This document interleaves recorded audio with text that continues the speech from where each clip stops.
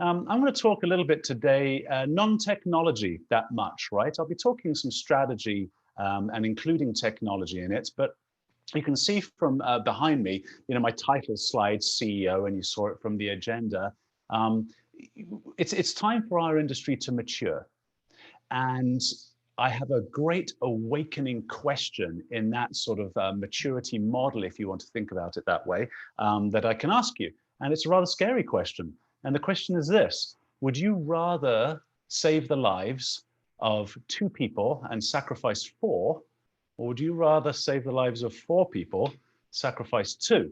So these are actually the questions that MIT's Department of Robotics, Computers, and Department of Philosophy teamed up on in a survey across almost 200 countries when they wanted to find the answer to when a driverless car is facing an unavoidable crash, but needs to decide who should live and who should die. So this is AI making an ethical decision. Now, we over at Checkpoint are also teaching computers to make decisions which impact real world events. For example, SCADA systems that are connected to a elevator shaft and oxygen for a coal mine.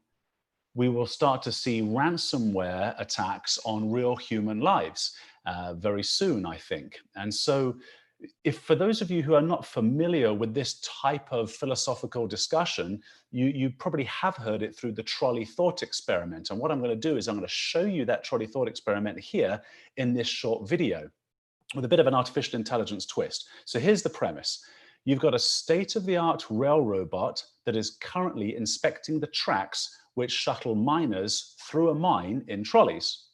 While inspecting a control switch, the robot sees 4 miners in a trolley that's lost use of its brakes and steering mechanism, and unless diverted to another track, it'll crash into a wall and kill all 4 miners working there in the trolley. But if diverted to a secondary lane, it will kill a singular miner working there, saving the lives of the 4.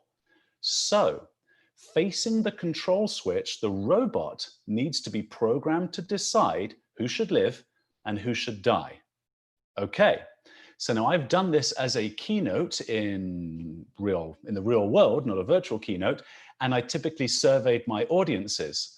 I've extrapolated a few more of the questions that MIT was actually using in this study.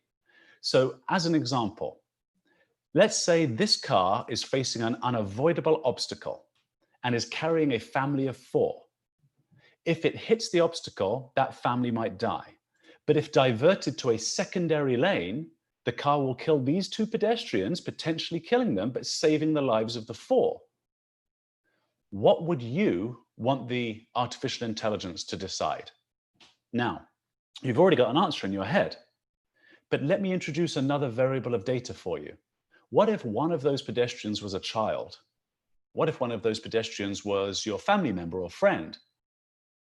How does a new piece of information change the ethics of the situation for you? Now, the MIT study also included things like hitting the rich versus the poor, hitting animals versus humans, hitting all sorts of different scenarios. And here are some of the results from the study, which is quite interesting. So in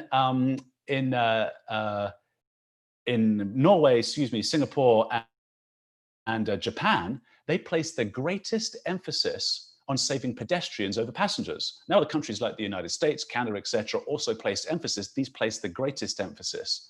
But in countries that place greatest emphasis on passengers and vehicles over pedestrians, so they would actually prefer to save passengers than pedestrians, you've got Estonia, Taiwan, and I think that's the North Korean flag. And so you also have countries like France, England, Canada, and Greece, who would place greatest emphasis over saving the young versus the poor. And the final little number I thought I'd get for you is there are also countries who would place greatest emphasis on saving the elderly versus the young. So this is going to be an interesting scenario for us, right? There's going to be a time that comes where we're going to decide where we feel safest crossing the street is where we want to go on vacation, right? This is artificial intelligence basically making ethical decisions for us. Now, why do I bring this up? because of the number of variables.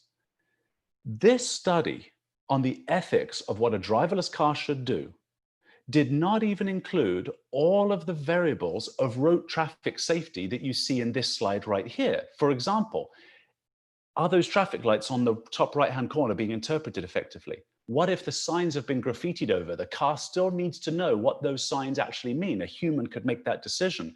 What if that pedestrian suddenly receives a text message and doesn't bother checking the lights, and then simply walks back across the road and gets hit by a car? There needs to be an element of predictive analytics within the algorithm as well. What if a plastic bag is blown across the street? Right, this is not a good reason to swerve my vehicle into another lane. When you start to think about it, there are hundreds of millions, seriously, of variables that the machine, the artificial intelligence of a driverless vehicle, needs to interpret every millisecond with almost a zero tolerance for false positives, or my car will never move forward. It'll never leave the driveway, or worse, people will die. Here's why I'm bringing it up. Because we are doing it. We, the human race, people, engineers, are literally making heroes out of machines. I think the last announcement that Elon Musk gave when he was announcing that super cool truck of his is that his vehicle's computers have a 7% less chance of being unconscious than a human does. So in other words, a human falling unconscious at the wheel, this is a notable statistic that we know and we understand. They have engineered their vehicles to be 7 times less likely to lose consciousness. In other words, to go offline. And that is the only way they'll convince us to use these vehicles, right? Otherwise, no one's going to get in these cars. I was in one in Paris, right, last year. It was pretty scary. It was a taxi, driverless taxi. There was still a human sitting behind the wheel, ready to go in case anything happened. But he literally turned around and was speaking to me like this, the car's going that way and he's speaking this way to me. So it was very odd.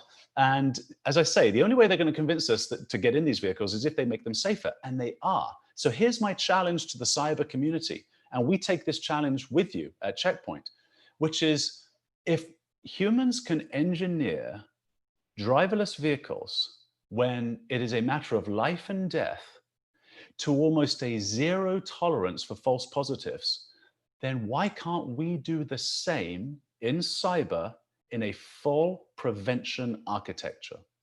And this has been the passion and the message from Gil Schwed, our CEO and founder, to everybody in our organization since the beginning, quarter of a century ago, that prevention is the only true architecture and way you can institute cybersecurity versus detection. Detection is too late. By the time, and there's 2 main reasons for this that I'm going to highlight in my dialogue with you today. By the time a detection architecture has detected a vulnerability, a well-crafted piece of malware can own your system within minutes. I mean, let's take the Marriott hack, for example. The new CISO in 2018 discovered the hack. So kudos to him, well done. But the hack took place in 2014, before his arrival.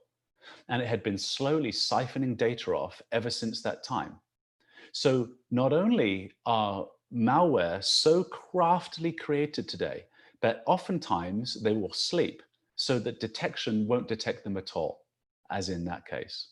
The other reason why we insist that a prevention architecture is the only true form of cybersecurity is because if you have detection only, it encourages that any rule. And we understand why that is. You want to catch for the unknown. The problem with that is you have too many blinking lights. Right? The blinking lights in your data center. Right? This is a problem we will be discussing later, where CSO magazine estimates that most enterprises have between 60 to 70 cyber products in their network, which I think is a little bit of a stretch, but I can believe 40 to 50. This is an incredible math problem that you won't be able to solve when you have that many blinking lights at you. Your SIM is not going to give you the kind of accurate intelligence you need for something that is an absolute emergency. You've got to reduce the noise. So that's what we'll talk about today. And it really comes from this relationship between the business and the cyber division. And so here's a scary question for you. And the scary question is this: from the CISO to the CEO. How much downtime can this company tolerate? Now, yes, that is a very, very scary question. But with a hand on my heart, ladies and gentlemen, we understand that question at Checkpoint, right? We know full well that this is a difficult question for you to have. But here's the secret. It's actually a very common question that the business gets all the time. And they factor this into their business all the time. The CFO, for example, factors downtime into the business. The weather, employee strikes. We're doing this during COVID-19. So employee sickness, there's another area in which the organization is factoring in downtime so that we can engineer that into the business calculation. And guess what? You might also be pleasantly surprised after you ask this question, because the response could be an hour a month. That's a walk in the park. In this case, come to our innovation center in Tel Aviv, Israel, or to California, right? We have one in our San Carlos office. Sit down with our engineers and our product managers. Let's engineer an SLA to the business that has an hour of downtime a month. You could be a bank in the audience today. You could have traders on the trading floor. Obviously, 1 second will be a painful problem. But we're doing that with driverless cars in the milliseconds. So why can't we do this? It's a math problem, right? With our cybersecurity as well. So let's get underway and have a little dialogue with you about this, my friends. So what I'm going to do, as you can see, I'm kind of jumping in and out of a PowerPoint presentation. First thing you have to understand when you are having this dialogue with the business side of the house is that you are the ones and zeros people and they are not, which means it is incumbent upon you, and we can help you with this, to articulate the cyber message to them. And we have found that the generational lineage of cyber messaging has been the most articulate and concise message for the layperson on the business side of the house to understand. I'll give you an example. You want to walk into a conversation with the business side of the house and say to them, now look, here's the problem. We, being the world, the internet, grew organically. And we had what we called Generation 1 type cyber attacks in the early 90s. And in the very early 90s, engineers got together after the internet was birthed, and the internet was only birthed, by the way, 1983, TCP over IP. That's a lab coat term. We don't want to use that with the business side of the house. But TCP over IP was created by the US military. About less than 10 years later, it morphed into the World Wide Web out of CERN in Switzerland and a group of engineers over there. As soon as that happened, you had John McAfee and a few other characters in North America creating antivirus to stop viruses on individual computers. At the same time, a young engineer in Tel Aviv, Israel, called Gil Shwed and his partners created stateful packet inspection, or what became known as the firewall, Generation 2 type cyber safety. And Generation 2 cyber safety and prevention methods were there to stop viruses spreading from one computer to another, which was devastating for organizations even back in the early 90s, with critical data having already become prevalent on these servers. But then Generation 3 attacks became prevalent for us. And Generation 3 attacks were much more unique. These were application type attacks. So we had created this amazing castle. We had dug this moat. We filled it with crocodiles, and we spent all this time on a drawbridge, one person in, one person out. But then the application economy took over.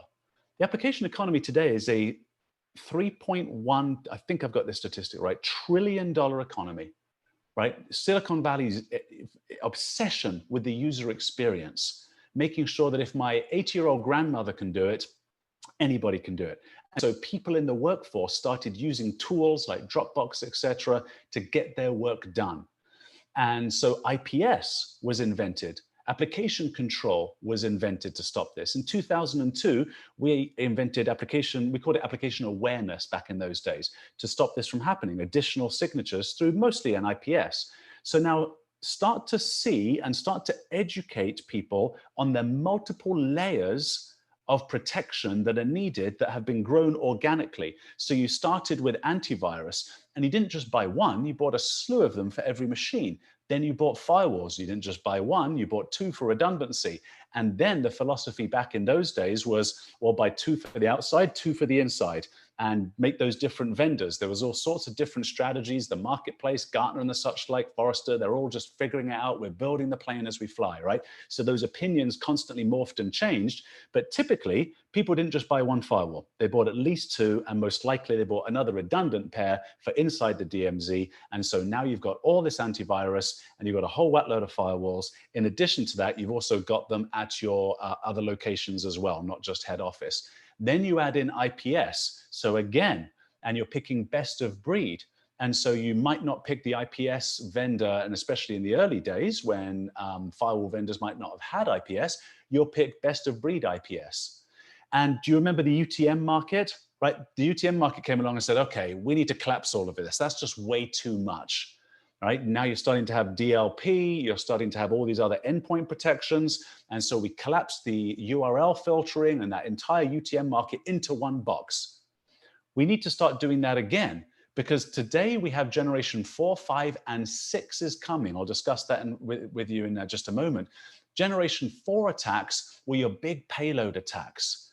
So these are the attacks that required behavioral analytics to stop people from doing things like the Superman effect, logging onto the same system through different machines that are so geographically far apart, only Superman could get to them, right? The Superman effect.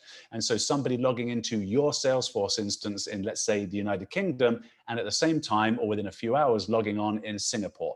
Obviously, we know that user couldn't be in the same place during that amount of time. And so we had to develop tools that would baseline and trend user behavior. Then you had generation 5.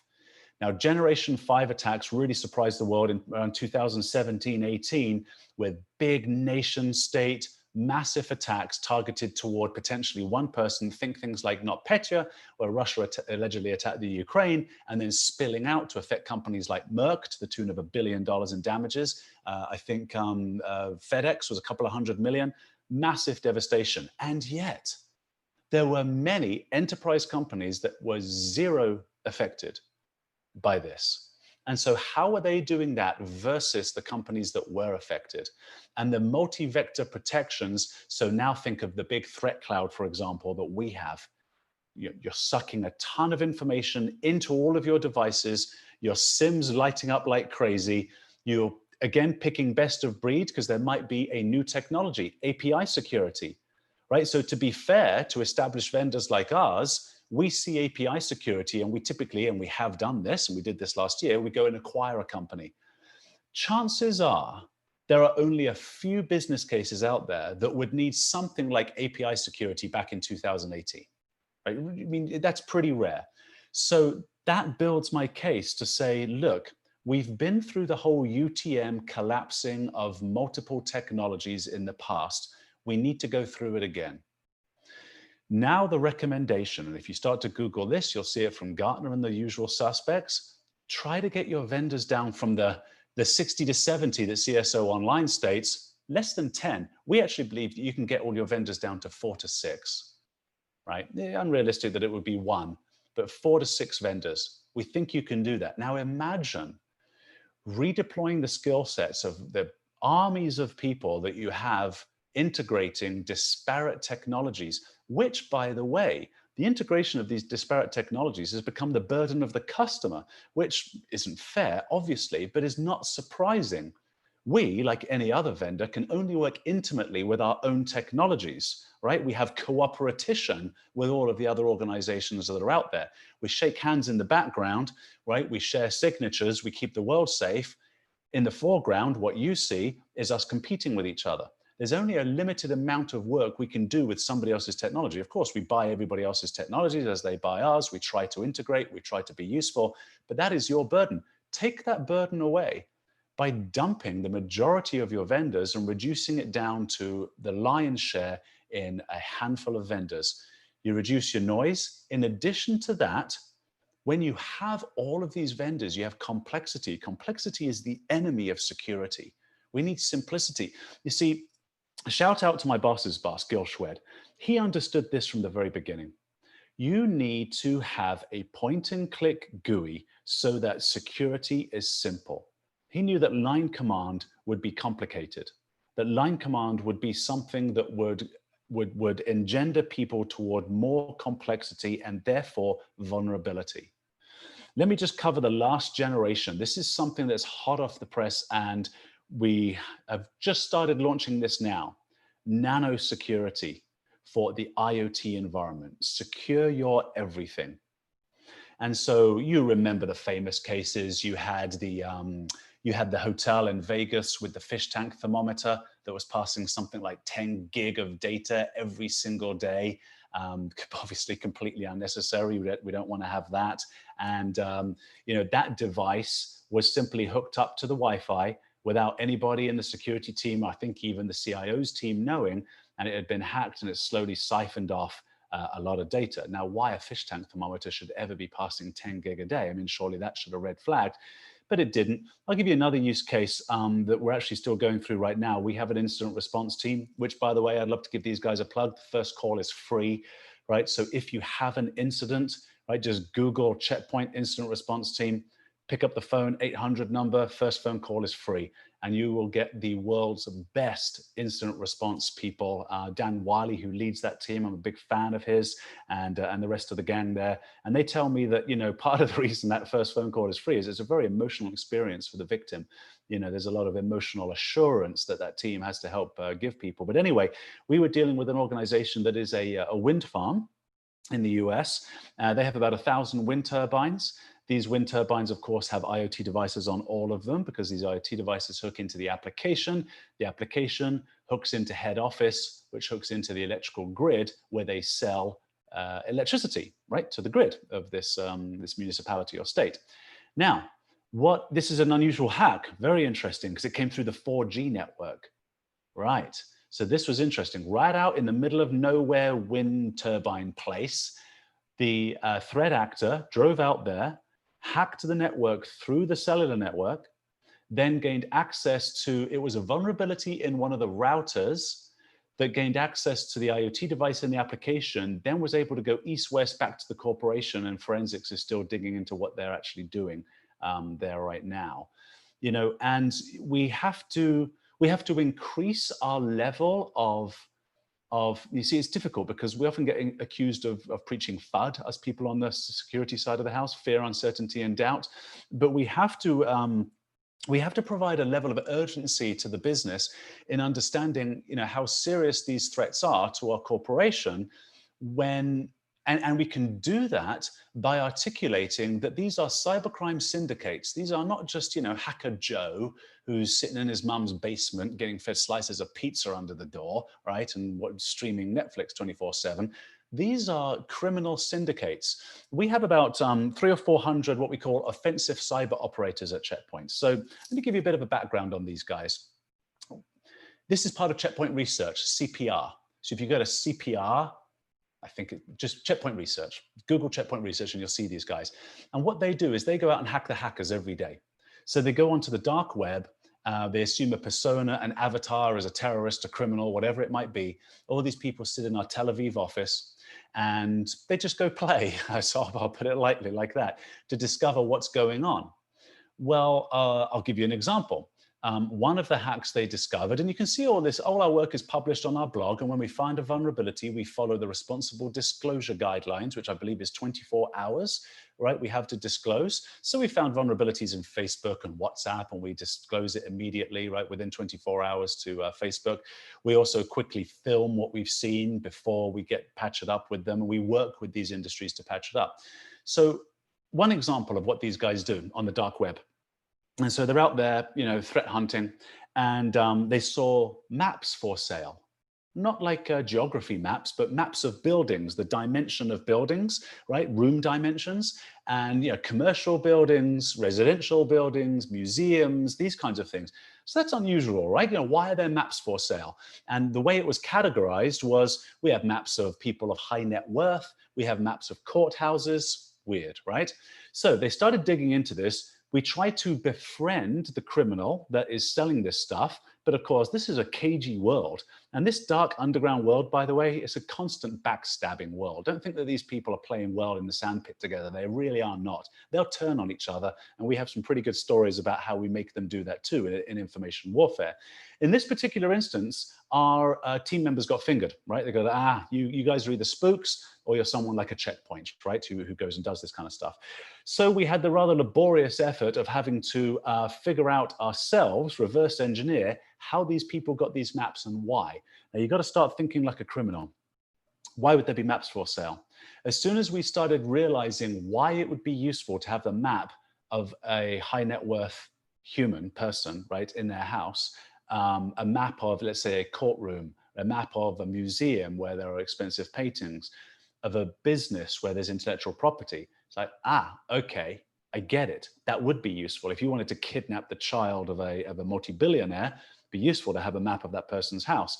If you wanted to steal a painting, if you wanted to steal intellectual property from, some aviation company that has highly valuable property, intellectual property, it would be useful to have a map of that facility. Okay, fine. So how did they get it?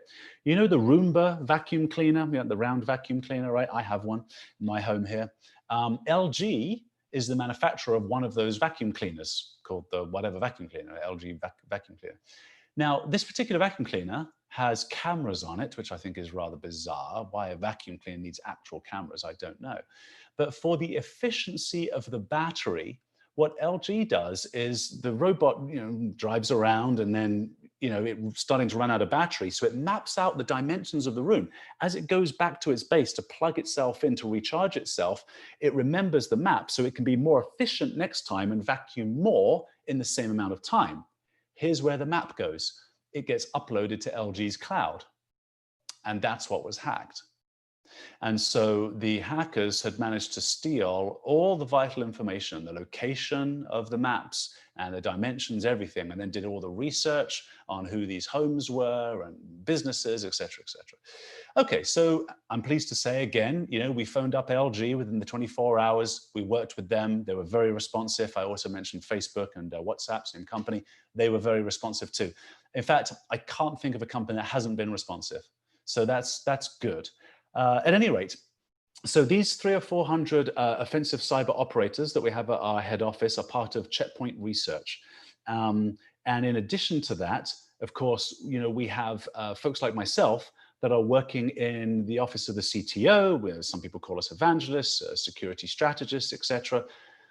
Our proposal to help your organization is to get in contact with your local representative and then have them meet with us, right, and you and your architects and engineers at one of our innovation centers and sit down and engineer a solution to the SLA that you require, right? And let us take on the burden of the math problem with you. This is a 9 to 12 month journey, of course. And in the interim, we can obviously be very helpful with, short-term projects. But a project to gain control over the number of vendors to reduce the noise in your network so that you can pay attention to the real critical alerts. Because it's not a matter of, if you'll have a false positive, it's a matter of when you have a false positive to never have the same one again and to mitigate the damage. In other words, the slowdown to the company, as opposed to the damage that a piece of malware would give you through detection only, to mitigate the damage to the organization as quickly as possible, right? And that is what our team has expertise in doing for you. And I mentioned our incident response team. That's also part of the equation. Okay, ladies and gentlemen, what I might do here is it's already 33 minutes past. And so I want to make sure I'm highlighting all the right points. I'm just looking to see if there's anything in the chat. And Donna, by all means, jump on if there is any questions in the chat. Because I'd much rather answer those before I get to the closing slide here, which I'll just show you in the background there, because this is my QR code. Contact me on LinkedIn. I've got a note here. I'll say one more thing. Do you remember and again, Donna, jump in if there are questions. Do you remember in I think it was 98, the WorldCom MCI scandal? Okay, now, I'm changing tracks slightly and then I'm going to bring us back into cyber, so bear with me. And then we also had In 2000 and 2001, the Enron scandal. So you remember all those, right? Unfortunately, some of us might have invested in those companies. Now, those scandals were about accounting practices. They were using what the SEC called irregular accounting practices. It was something about carrying profitability forward into the next quarter. It was criminal. It was a complete nonsense. But anyway, at the time, it was legal. And so you had all these various problems. You had MCI, you had and WorldCom. It was going to be the largest US corporate merger in history at the time, $36 billion. In the end, Bernie Ebbers, who was the CEO of MCI, went to jail, and he's been in jail ever since.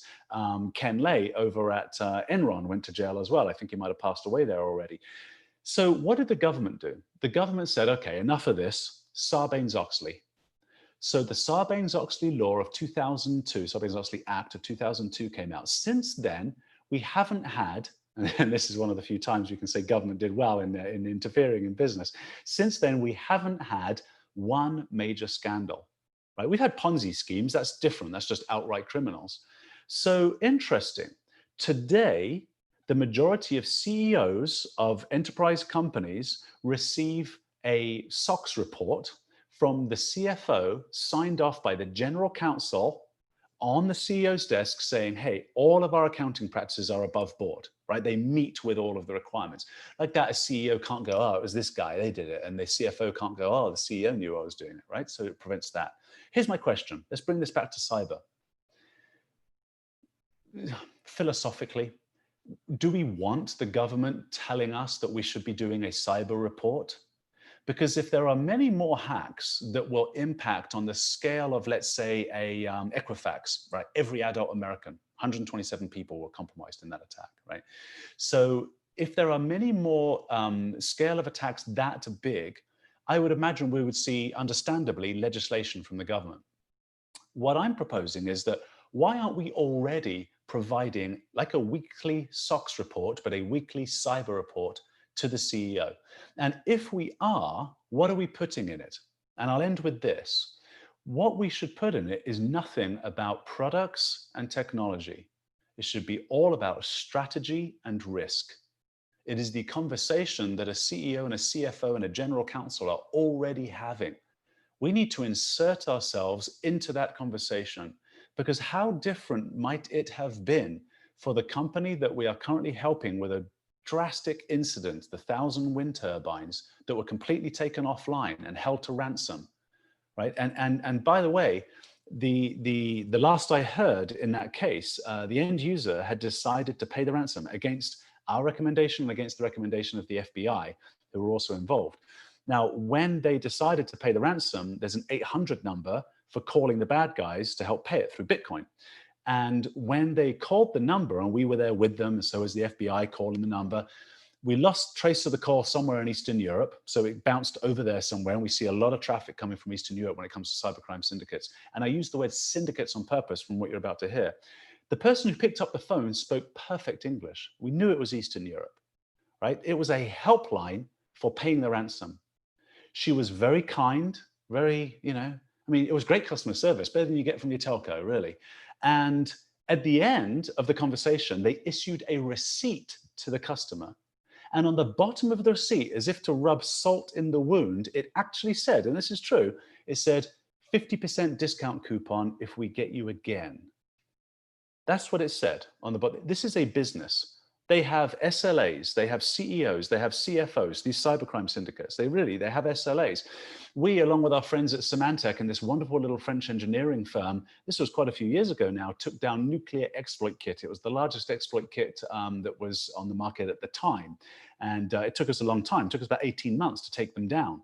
It was horrific. The exploit kit was hard-coded not to attack any country in the former USSR. It had an SLA, I forget how many nines availability, right? With rebate schedule to the bad guys, right? It has an SLA on this thing. It had Q&A, right? Quality assurance people involved in it. Minimum price point, I think, was $5,000 a month. And some people were paying upwards of $100,000 a month, right? For their exploit kit. And so the cybercrime syndicates are of such powerful degree that if we are having that weekly, let's say, SOX cyber report to the CFO, general counsel, CEO, the conversation might change to, hey, we've got all these wind turbines. What's our biggest point of vulnerability, financially speaking, to the organization? Right? It's like, let's just double check. Let's have a look at these apps. Let's have a look at these routers. Right? And then you've got all hands on deck. You've got the CEO and the GC and the CFO asking these types of questions. And you think you're going to have budget struggles after that? Maybe less, right? Maybe less. So looking at the questions there, okay, ladies and gentlemen, I think what I'll do is I'll wrap. I don't see any questions in my Q&A. There's that QR code. I just pointed weatherman the wrong way. There's that QR code. I would really love to continue this conversation, elicit feedback from you in a public forum, right, on LinkedIn. So if you just connect with me, what I'll do is I'll start putting posts up and we'll have conversations about this. And hey, critique me too. Say, hey, this might not be possible for these reasons, Eddie. And let's solve problems together so that others can be the beneficiaries of our intellect, of us solving these problems. So with that, I think I'll pass it over to Donna, and I will wish you all very, very good luck. Thank you so much. If anyone has any questions, please feel free to enter them in to the chat section on the right. I don't see any questions as of yet. I did see a lot of chatter about the driverless cars. So a lot of people chatting with their opinions on that. As of now, I don't see anything, but yes, feel free to connect with Eddie or send something to us. A lot of people saying thank you, they enjoyed it, Eddie, and we enjoy you. We're a proud Checkpoint Elite partner, so we're always grateful for having you speak with us. Oh, it's an absolute pleasure. Yeah. So, and we can banter on this kind of stuff anytime. You can invite me back on. I'm happy to do it. And yeah, the driverless car thing often does get people's talking, certainly, because it's an interesting phenomena. And I tell you, we can end with this, Donna. This is kind of interesting because in a few subsequent slides that I didn't show, you're doing slides, you know, it's a bit, you can fatigue pretty easily from just seeing slides. I think we like to see humans. But there are actually 155 people who are extremely glad that artificial intelligence did not decide who would live and who would die. All those people are the folks aboard United Airways Flight 1549, the Miracle on the Hudson. Captain Sully Sullenberger, if you recall, received a double-engine bird strike after takeoff at LaGuardia Airport in New York. Now, this was his zero-day moment. This was actually the aviation industry's zero-day moment. They had never simulated for this, never been practiced. And all of the instruments on Sully's plane, Clint Eastwood made a movie out of this called Sully, right, that Tom Hanks played. All of the instruments aboard the aircraft and all the instruments at air traffic control were telling Sully he could fly back across Manhattan and land safely at LaGuardia. Now, he knew this from experience that it just wasn't true. And with the courage of a lion, the man lands his plane in the Hudson River, saving all 155 lives aboard. I mean, it's amazing. And it's a beautiful note to end on, because all the technologists listening to this, oftentimes when I talk about artificial intelligence, people often say, oh, am I going to lose my job, right? Is artificial intelligence going to do all this? I don't have any fear for any industry that people will not be able to have a better working experience with artificial intelligence and not be replaced by it. Yeah.